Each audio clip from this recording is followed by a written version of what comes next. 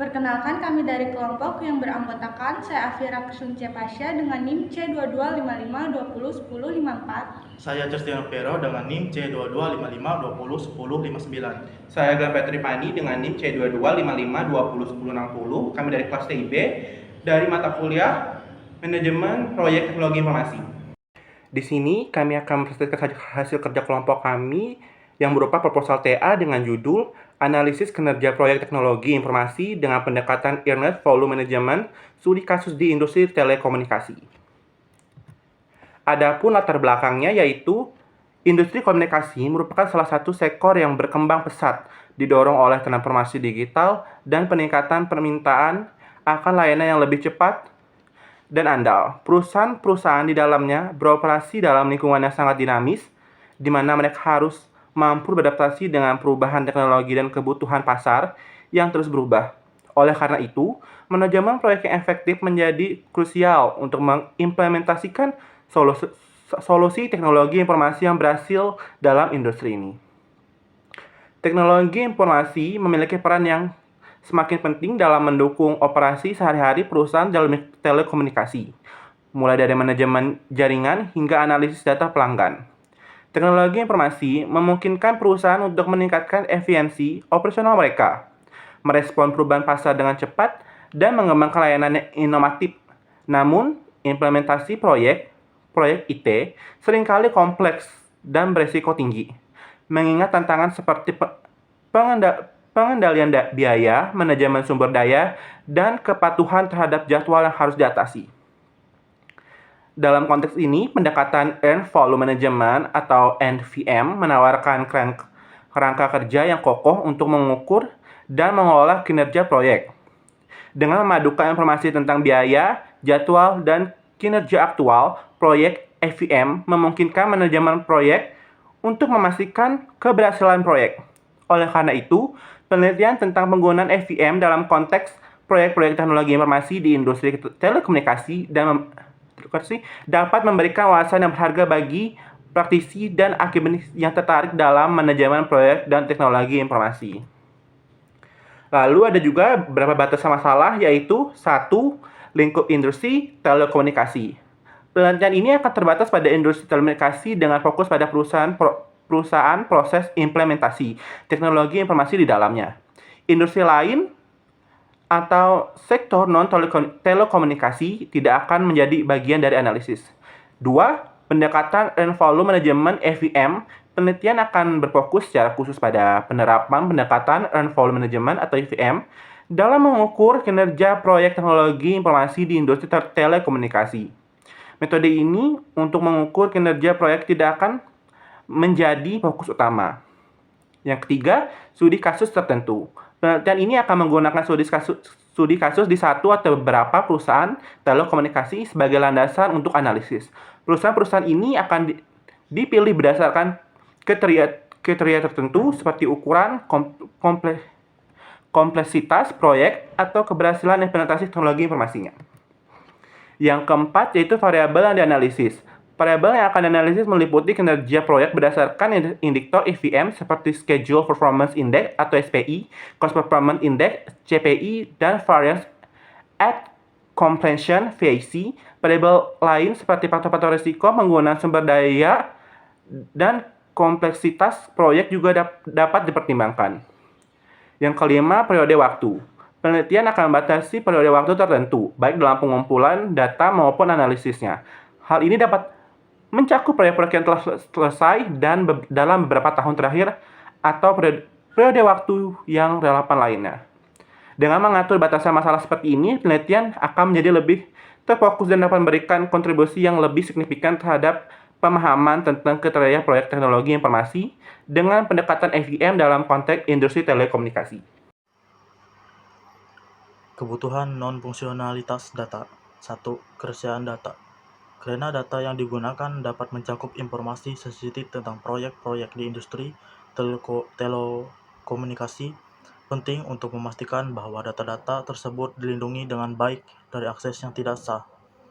Sistem atau platform yang digunakan untuk menyimpan dan mengakses data harus memiliki kontrol akses yang ketat untuk menjaga kerahasiaan informasi. 2. Ketersediaan data. Data yang diperlukan harus tersedia dalam waktu yang sesuai dan tidak mengalami downtime yang signifikan. Ketersediaan data yang tinggi memastikan bahwa penelitian dapat berlangsung tanpa hambatan dan menghindari gangguan yang tidak diinginkan dalam proses analisis. 3. Integritas data. Data yang digunakan harus terjamin integritasnya, yaitu data tersebut harus akurat, lengkap, dan tidak diubah secara tidak sah selama penyimpanan atau pengambilan. Sistem atau platform yang digunakan harus dilengkapi dengan mekanisme keamanan dan validasi data untuk memastikan integritas data. 4. Formal sistem. Sistem atau platform yang digunakan untuk analisis data harus mampu menangani volume data yang besar dan kompleksitas operasi yang diperlukan. Performa sistem yang baik akan memastikan bahwa analisis dapat dilakukan dengan cepat dan efisien tanpa mengalami penundaan yang signifikan. 5. Kesesuaian regulasi. Penggunaan data harus mematuhi regulasi dan kebijakan privasi yang berlaku seperti Undang-Undang Perlindungan Data dan Kebijakan Internal Perusahaan Telekomunikasi. Penelitian harus memperoleh izin dan persetujuan yang diperlukan untuk mengakses dan menggunakan data sesuai dengan aturan yang berlaku. 6. Kesesuaian etika penelitian. Penelitian harus dilakukan dengan memperhatikan prinsip-prinsip etika penelitian, seperti kepercayaan, kejujuran, dan rasa hormat terhadap partisipan dan data yang digunakan. Penggunaan data harus dilakukan dengan itikat baik dan menghindari pelanggaran terhadap privasi atau kepentingan lainnya. Kebutuhan fungsionalitas data. 1. Data proyek teknologi informasi. Informasi tentang proyek-proyek teknologi informasi yang telah diimplementasikan di perusahaan telekomunikasi, termasuk deskripsi proyek, tujuan, lingkup, dan anggaran yang disediakan. Detail biaya proyek termasuk biaya awal dan biaya tambahan yang terjadi selama implementasi, jadwal proyek yang mencakup tanggal mulai dan selesai, serta milestone penting selama siklus proyek. 2. Data kinerja proyek. Data aktual terkait dengan kinerja proyek, termasuk realisasi biaya yang telah dikeluarkan, kemajuan pekerjaan yang telah dicapai, dan penggunaan sumber daya. Catatan tentang perubahan dalam rencana proyek seperti perubahan lingkup, biaya tambahan, atau penjadwalan ulang, serta alasan di balik perubahan tersebut. Baik, di sini saya akan melanjutkan menjelaskan kebutuhan fungsional data, yaitu yang ketiga ada data EVM, informasi yang diperlukan untuk menghitung variabel kunci dalam pendekatan EVM seperti earned value, planned value, dan actual cost untuk setiap tahap proyek. Data tentang aktivitas proyek dan pekerjaan yang telah diselesaikan, serta estimasi biaya dan jadwal untuk sisa pekerjaan yang harus dilakukan. Yang keempat, data penilaian risiko. Informasi tentang faktor risiko yang terkait dengan proyek-proyek teknologi informasi di industri telekomunikasi, termasuk risiko teknis, keuangan, dan manajemen proyek. Selanjutnya, evaluasi risiko yang telah dilakukan sebelum dan selama pelaksanaan proyek, serta langkah-langkah yang diambil untuk mengurangi dan mengelola risiko tersebut.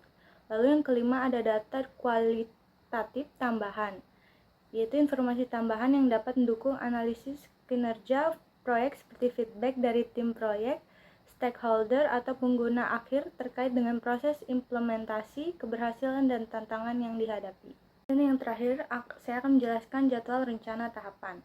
Yang pertama ada perencanaan proyek yang dimulai dari minggu pertama hingga keempat, yaitu identifikasi kebutuhan dan tujuan proyek, pembuatan rencana manajemen proyek, termasuk rencana EVM, pembuatan work breakdown struktur atau WBS, dan jadwal proyek menggunakan alat seperti Gantt chart, penjadwalan sumber daya manusia, materi, dan finansial. Lalu yang kedua, perkiraan biaya dan rencana keuangan, minggu keempat sampai ketujuh, estimasi biaya untuk setiap kegiatan dalam WBS, pembuatan baseline biaya untuk memantau pengelolaan proyek, lalu pengembangan anggaran proyek. Yang keempat ada pelaksanaan proyek, minggu ke-8 sampai ke-12, yaitu implementasi rencana proyek, pelaksanaan kegiatan sesuai jadwal yang telah ditetapkan, pemantauan dan pengendalian risiko proyek.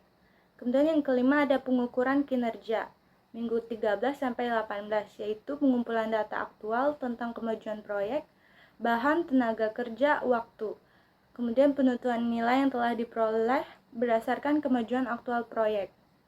Lalu perhitungan biaya aktual yang telah dikeluarkan untuk proyek. Lalu yang kelima ada analisis kinerja yang dimulai minggu ke-19 sampai 22, yaitu perbandingan antara nilai yang telah diperoleh EV, biaya aktual AC, dan biaya yang dianggarkan PV. Kemudian perhitungan indikator kinerja proyek seperti Cost Performance Index dan Schedule Performance Index. Lalu yang terakhir identifikasi tren dan potensi masalah dalam kinerja proyek. Lalu yang keenam ada pelaporan dan komunikasi, yaitu minggu ke-23 sampai ke-26.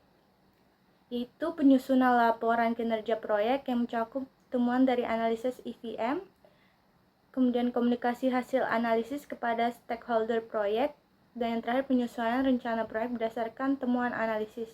Lalu yang terakhir yaitu ke-7 ada tindak lanjut yang dimulai dari minggu ke-27 sampai 30, yaitu pengambilan tindakan korektif untuk mengatasi masalah yang teridentifikasi, revisi rencana proyek dan perubahan yang diperlukan, pelaksanaan langkah-langkah perbaikan untuk meningkatkan kinerja proyek. Sekian dari kelompok kami, maaf jika ada kesalahan dan kurangan. Terima kasih. Sekian presentasi dari kelompok kami. Mohon maaf bila ada kekurangan dan kesalahan. Kami ucapkan sekian dan terima kasih.